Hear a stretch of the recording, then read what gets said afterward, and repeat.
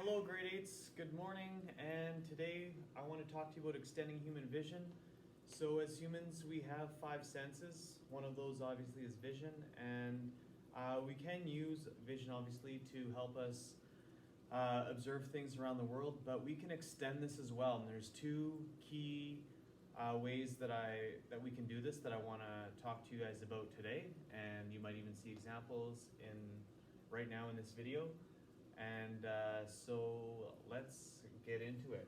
So the first way that we can extend our vision is by way of a telescope. And there's two main types of telescopes. There are more than these two, but in terms of what we want to focus on this year, the first is a refracting telescope, and that's the same style of telescope that we have right here. So in a telescope like this, they have two lenses in them, and so if it's a refracting telescope, that light is going to, we're gathering that light by refracting it. So I'm not sure if you can see, but there is a lens right there at the front of our telescope, and when light hits this, it's going to refract. And so this is our light collector. We're collecting light from the stars, it's hitting this lens, and it's refracting here, which means, just a fancy way of saying bending. So it bends at this point, it bends, and then those light rays are going to cross inside the tube. Just like you might be able to see on this slide here, we have light rays coming in, they bend, they're bent, they're not going straight anymore, and then there's one more lens on this as well. I can take it off right here, and so this is our eyepiece, and it allows us to focus that image.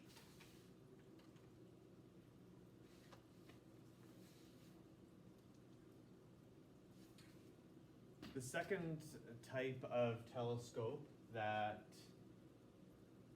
we have is a reflecting telescope. So instead of using a lens to gather the light, we're going to use a mirror, and we're going to use a concave mirror that will collect that light and focus it to a point right here after it bounces off this secondary mirror. So again, we're collecting light through a concave mirror at this point, and it's being focused at using, this would be the same on both telescopes. You would have an eyepiece similar to this at this point right here on the refracting telescope.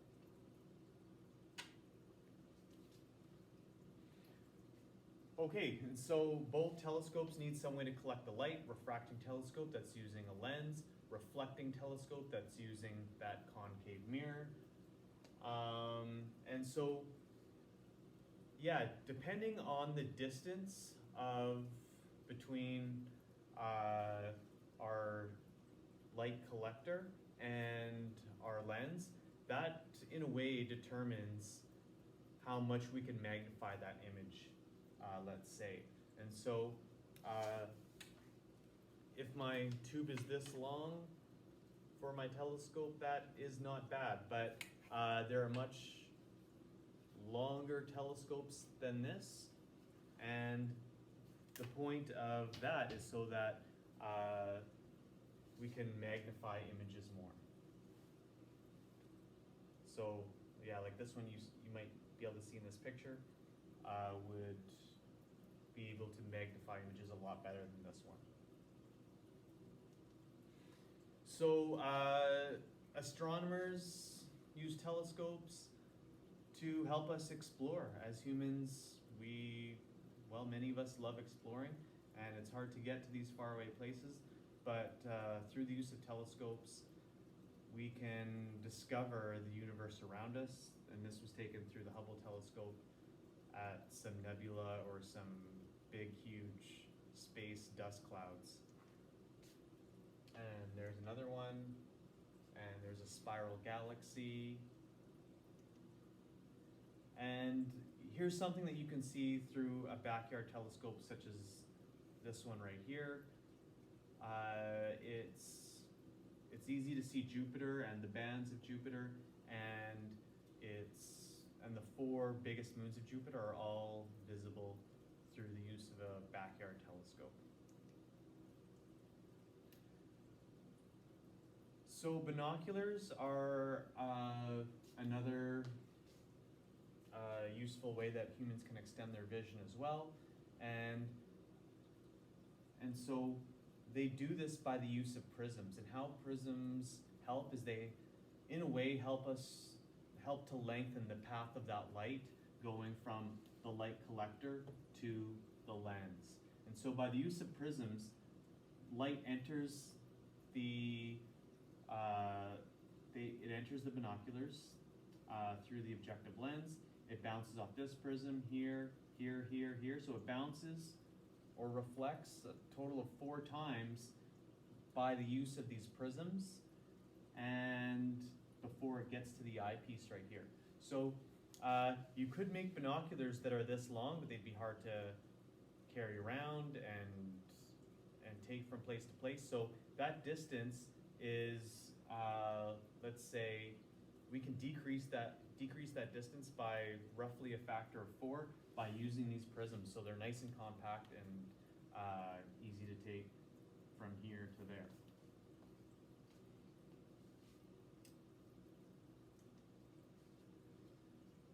Okay, so the last way that we're going to talk about of extending human vision is by the use of a microscope.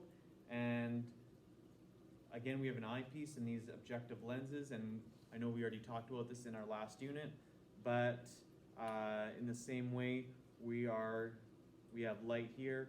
It goes through that object and collected here, and then it's magnified within this body tube. I guess this microscope would have to have a mirror somewhere in here as well, because